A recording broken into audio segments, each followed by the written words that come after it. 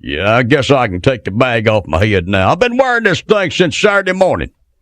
That was Saturday morning when I took my old lady Pearl fishing. Don't get me wrong, fishing with your old lady ain't all that bad.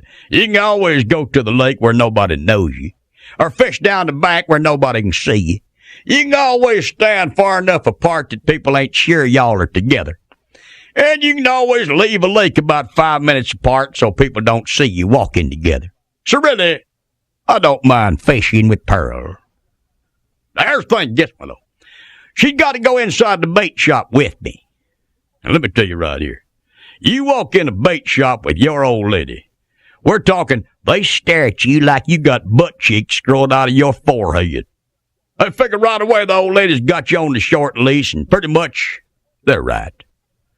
A woman in a bait shop is like a man in one of them sewing cloth and pattern stores. I mean, they'll let you in, but for a woman, a bait shop is as close as they'll ever come to a foreign country. People talk different, they think different, they got different customs. First thing, like when I asked for a chub, and she thought I was looking for another woman. And then she falls in love with what she calls her big metal aquarium. Wants to know what kind of tropical fish she got in there. Cool. Of course, I'm giving her the elbow. Ixnay on the aquarium may oop stay. Yeah, them boys got a big life with that one. Then she wants to know what they is going to do with that big tank of baby lobsters. It was right about then I asked for the paper bag. You know, I said before that God blessed America and almost everything. Home of the brave, land of the free, that kind of stuff. Fact is, I see it now, though. There's one place the Almighty shortchanged this country. He didn't give us monkeys. Between you and me, I think wild monkeys in America'd be cool. Putting a monkey feeder in your yard. Watching them little rascals playing around on the back deck. And I figure monkey hunting season could replace deer season. I mean, going out and nailing some poor creature was 99% genetic DNA same as you. I mean, and not going to jail. That's sweet. What red-blooded man wouldn't want a monkey head hanging over his fireplace? What hard-working, flag-waving man wouldn't want to parade through town with a chimpanzee strapped across the front bumper of his pickup? I mean, to me, keep your kangaroos, your camels, your tigers. I'd like to see monkeys in America. Do you realize how much more interesting life could be if we was a monkey country? I mean, South America's a monkey country. Central America got monkeys. Africa's a mother of monkey countries. They even got monkeys in Asia. Fact is, the only country I can think of without monkeys is us in England. Oh, sure. You got your circus monkeys, your TV star monkeys, even your Monkey Island monkeys at the zoo. But I'm talking wild, run through the backyard monkeys. We just ain't got 'em. People keep telling me, you can't have wild monkeys here, 'cause we're too cold here. Monkeys don't live where it's cold. Monkeys live in junglers. Bull squat. I seen them Winter Olympics. You know what? They got monkeys in Japan. Yeah, snow monkeys. Monkeys play around them mountains they got up there. Hell, they wasn't wearing coats or mittens or nothing. And they seem to like it. That's the truth. They either got monkeys in Japan or they got some butt-ugly little kids over. I figure that's one more reason to hate Japan, though. Like eating raw fish, sumo wrestling, and eating with sticks wasn't enough. I mean, they get our washed-up baseball players, and now this, them dang sacky-sucking kamikaze pinheads.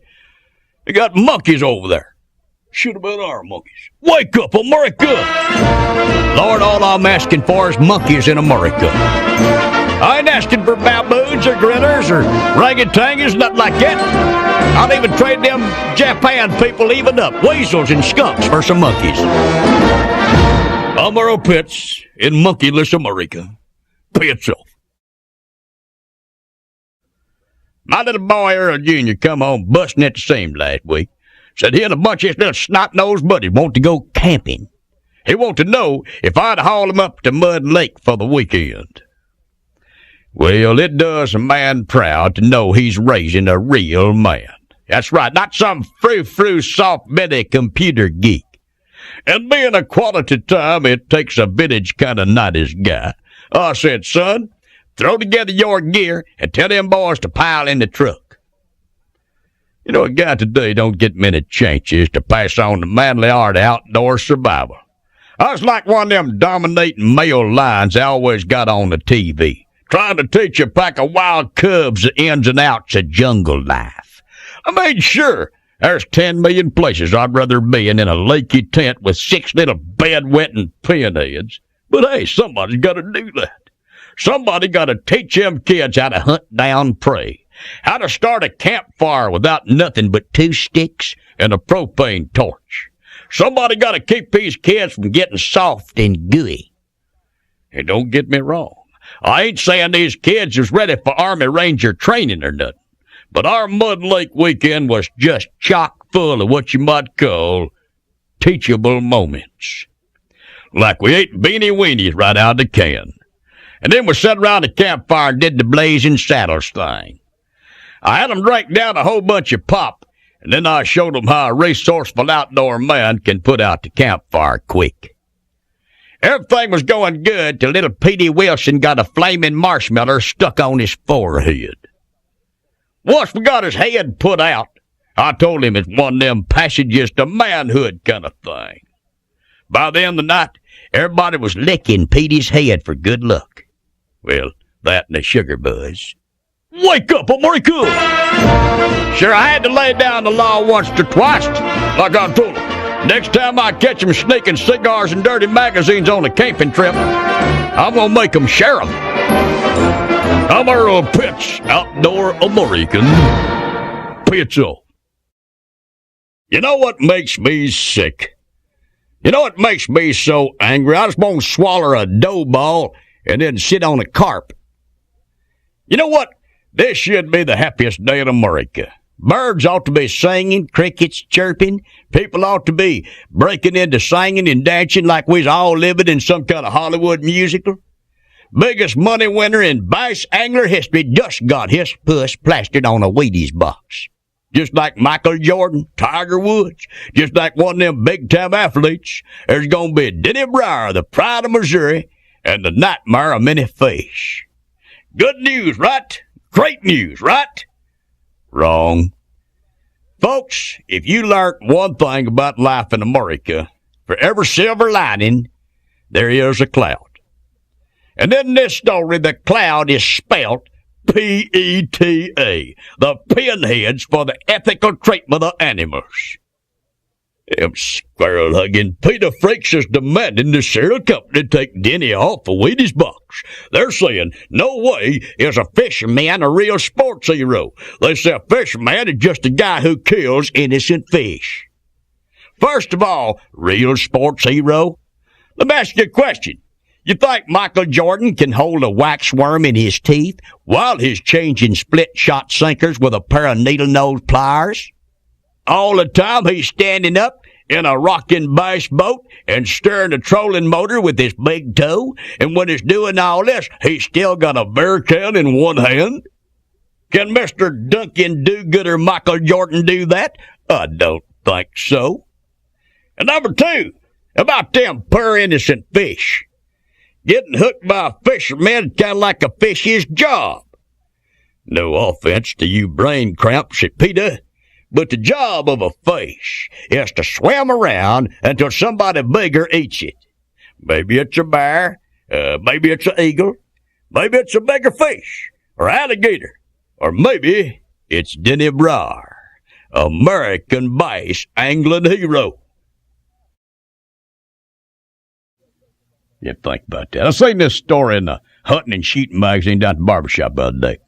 I just want to say right here and now, thank the good Lord for taking my daddy early in life so he didn't have to live to see this.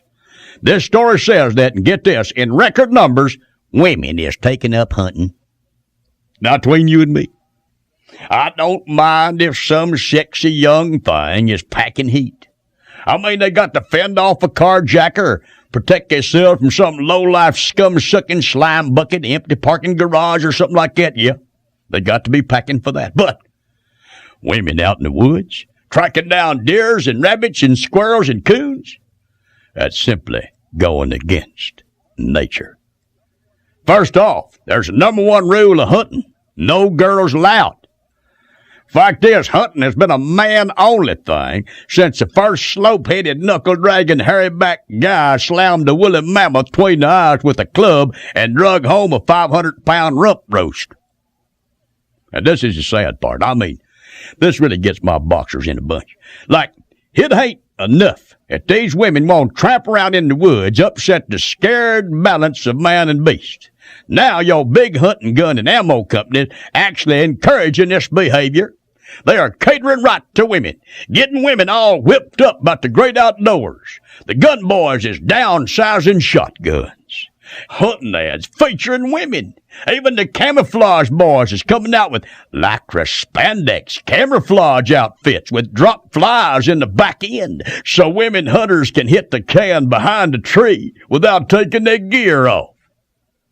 Of course, you know, that brings up a whole new meaning to spotting a whitetail in the woods. Don't wake up, America! Here's the deal, women. You don't invade our sacred spiritual traditions, and we won't invade yours. I'm telling you, you start hunting, and I'm going to start washing clothes and ironing. That's an Earl Pets American Pets Off.